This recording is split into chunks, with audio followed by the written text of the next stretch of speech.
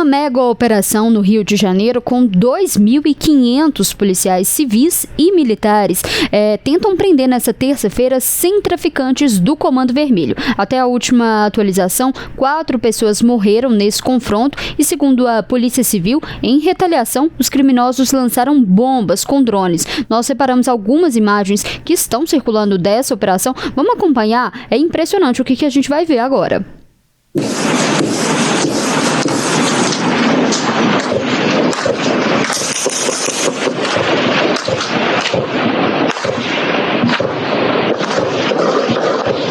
Os números mudam a todo momento, mas o que a gente sabe até agora? Essa é mais uma etapa da operação de contenção, que é uma iniciativa permanente do governo do Rio de Janeiro de combate ao avanço de facções. Até o momento, 23 homens foram presos, um policial do BOPE foi baleado e outros 3 inocentes que nada tinham a ver com essa situação foram baleados. Segundo um balanço divulgado pela Polícia Civil do Rio de Janeiro, um homem em situação de rua foi atingido nas costas por uma bala perdida. Uma mulher que estava na academia também foi ferida e foi socorrida pelo marido, e um homem que estava em um ferro velho teve que ser também levado ao hospital. Os policiais prenderam até então 10 fuzis. Quero chamar aqui o Fred e a Larissa para a nossa conversa. O que a gente está vendo é mais um capítulo do domínio de facções no Rio de Janeiro, que não é de hoje, é algo histórico, é um conflito que não é só entre traficantes, envolve também traficantes e milícias. O Rio de Janeiro é uma cidade que tem regiões que a gente sabe que o Estado não consegue entrar, quem domina é o tráfico ou as milícias.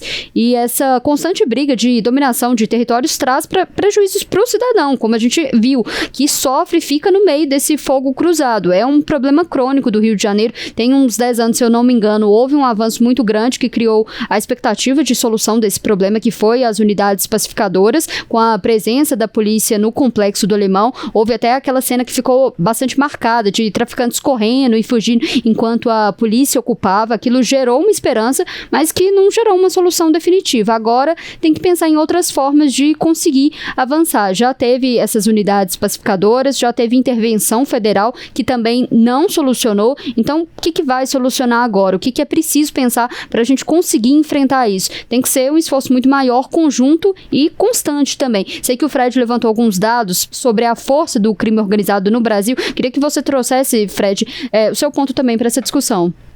Olha, nós estamos falando aqui, você citou, 3 inocentes baleados nessa operação. Aquela região do Alemão e da Penha são 280 mil moradores. Um estudo recente do Fórum de Segurança Pública Brasileiro aponta que 1 em cada 5 brasileiros vivem em regiões onde há presença do crime organizado. São mais de 28 milhões de brasileiros nessa situação, né?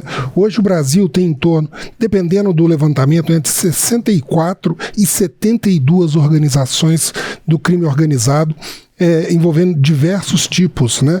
Pelo menos 12 operam nacionalmente. As 2 maiores que a gente conhece é essa que é alvo hoje da operação, o Comando Vermelho e o PCC. Né? É uma situação bastante crítica. Nós vemos essa situação, uma evolução muito grande desses grupos. São grupos que movimentam volumes bilionários em recursos. Para você ter uma ideia, o volume de armamentos, de fuzis apreendidos nos últimos 10 anos passam de 4 mil. Né, fuzis apreendidos em todo o Brasil. O Rio de Janeiro lidera, o São Paulo vem em seguida. Né? Há mais ou menos uns 2 anos houve uma forte operação da Polícia Federal que atacou uma quadrilha que foi responsável especulava-se na época que ela tinha movimentado em torno de 43 mil fuzis e outros tipos de armamentos importados do leste europeu e da Turquia. Uma operação estimada em mais ou menos 1,8 bilhão de reais. Né? Nós vemos isso assim, uma questão muito sofisticada. Nós vemos não chega a ser exatamente uma sofisticação tecnológica, mas um alinhamento com as inovações das táticas de combate hoje, que é a questão do drone.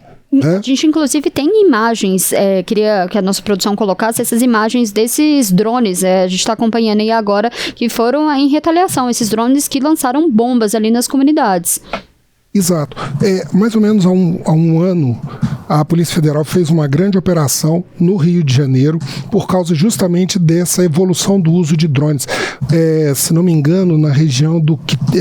eu não conheço o Rio muito bem, mas eu acho que era a comunidade do Quitumbo ou Quitungo, onde foi lançado uma granada contra uma operação também. Uma longa reportagem da TV Globo mostrava também no ano passado, na época dessa operação, a proliferação do uso de drones, principalmente para monitoramento das regiões ali onde essas quadrilhas operam, né? É um sistema que é relativamente comum hoje. A gente vê os drones em operação em conflitos, como o caso da Ucrânia e a Rússia, como foi observado também na faixa de Gaza. Há um pouco mais de tempo, a Armênia e Azerbaijão, o conflito também envolveu larga escala de drones. Não é preciso comprar um drone militar para poder fazer esse tipo de operação que foi feita hoje, né? Normalmente são feitos com drones comerciais, né? No ano passado, inclusive, se não me engano, em julho, um operador de drones, desculpem, ligado ao Comando Vermelho foi preso pela Polícia Federal. Então há uma aplicação dessa tecnologia em relação ao crime hoje no Brasil. E queria aproveitar e chamar a Larissa aqui, do ponto de vista político. Larissa, o que o governo federal tem feito para poder controlar essa situação da criminalidade? A gente sabe que o governo tem feito um esforço e já teve um posicionamento do Planalto sobre essa operação, sobre o que está acontecendo no Rio de Janeiro? Olha, Letícia, especificamente sobre a operação de hoje, ainda não teve uma manifestação por parte do governo federal e nem sei se a gente deve aguardar alguma manifestação nesse sentido, porque o governo tem se posicionado em relação à questão da segurança pública, né? Tem concentrado ali as suas declarações, seus posicionamentos no que é possível fazer no âmbito ali do legislativo, ou seja, no âmbito do que o executivo pode propor para que o legislativo possa se debruçar. A gente viu, por exemplo, o governo fazendo um longo debate sobre a proposta de emenda à Constituição, a PEC da Segurança Pública, enviado ao Congresso, em debate nas comissões, e a gente viu, na semana passada, o governo já numa movimentação em relação àquele projeto de lei que ficou conhecido como projeto de lei antifacção, um projeto que o Ministério da Justiça enviou à Casa Civil na semana passada, que é um dos trâmites burocráticos, digamos assim, que é necessário para que, então, a proposta possa ser oficialmente enviada pelo governo federal ao Congresso Nacional. É aquela proposta que cria, portanto, o tipo penal de organização criminosa qualificada, determinando que isso vai acontecer quando ficar identificado que a meta do grupo é o controle de territórios, de atividades econômicas, usando aí de coação, de violência, enfim, né? Ou outro tipo de ação nesse sentido.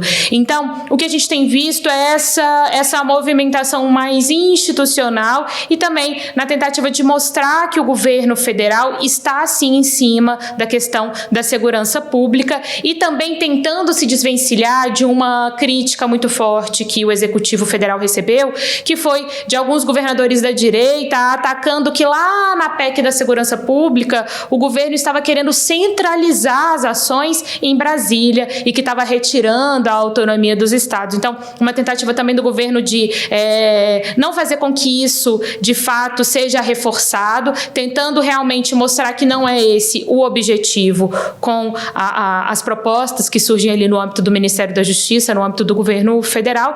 E, claro, e aí, fazendo uma pequena busca aqui para entender como é que estava a tramitação do projeto de lei antifacção, achei interessante uma nota, na verdade, uma matéria, né? Que foi postada no site do PT, só para a gente ter a noção de como, de fato, essa questão da segurança pública é uma questão de muito destaque, muito cara para os governos, e, claro, a gente vai ver isso aí muito em alta nas eleições do ano que vem, mas essa matéria, essa reportagem, né, postada no site do PT, dizendo que, com o projeto de lei antifacção, o governo Lula fecha o cerco contra o crime, ou seja, seja, inclusive utilizando de expressões de fácil compreensão popular para passar essa mensagem. Então, Letícia, até agora esse é o cenário de momento. Claro, se tiver alguma manifestação, claro que, de repente, né, o próprio ministro da Justiça pode ser abordado em alguma agenda e acabar repercutindo esse assunto. É claro que qualquer atualização nesse sentido a gente traz ainda aqui no Primeira Análise ou, claro, lá em otempo.com.br. Queria só aproveitar uma outra questão que a gente estava discutindo sobre isso, né, Fred? Era que a gente tem visto o presidente americano Donald Trump fechando um cerco aqui na América Latina, na América do Sul, em questão de combate ao narcotráfico. Essa situação toda que a gente está acontecendo pode acabar influenciando, ter alguma relação ali dos Estados Unidos? Olha, a gente tem que ver por alguns ângulos. Primeiro, a relação do Brasil, dos Estados Unidos com a Colômbia e a Venezuela, no momento é diferente em relação ao Brasil. Nós estamos com um canal aberto de negociação mais fluido. A relação entre Trump e Petro da Colômbia é muito ruim, tem agravado cada vez mais. Com relação a Nicolás Maduro, nem se fala, praticamente não há relação alguma, né? Segundo, nenhum grupo de crime organizado brasileiro foi incluído nos grupos terroristas que o Donald Trump fez logo após tomar o posse no governo. Terceiro ponto que trabalha em favor do Brasil a maior parte do tráfico internacional de drogas do Brasil não vai para a América do Norte, vai para a Europa e África, né? Tem uma explicação que é exatamente a presença de cartéis muito poderosos na América Central, como os Zeta mexicanos, né, que seriam uma barreira física, né, e o enfrentamento que é desnecessário para o grupo no Brasil, uma vez que ele controla essa rota pelo Atlântico com mais tranquilidade. Agora, tem alguns problemas que podem colocar o Brasil nessa situação, sim, né? A Agência Brasileira de Inteligência divulgou um relatório que foi publicado pela Folha de São Paulo, algumas informações desse relatório de ligações do PCC e outras quadrilhas do crime organizado com quadrilhas da Colômbia para trazer drogas da região do Caribe e da parte mais norte da América do Sul, em direção, pelos Solimões, por meio da Amazônia, para esse corredor europeu, criando um elo de uma conexão com esses grupos que estão visados. Então, o Brasil poderia entrar, ficar exposto a alguma retaliação, a alguma ação. Agora, nós temos que observar, ver como que vai o andamento das negociações e principalmente como que o Trump vai conduzir as operações que ele está em andamento nesse momento contra principalmente Colômbia e Venezuela.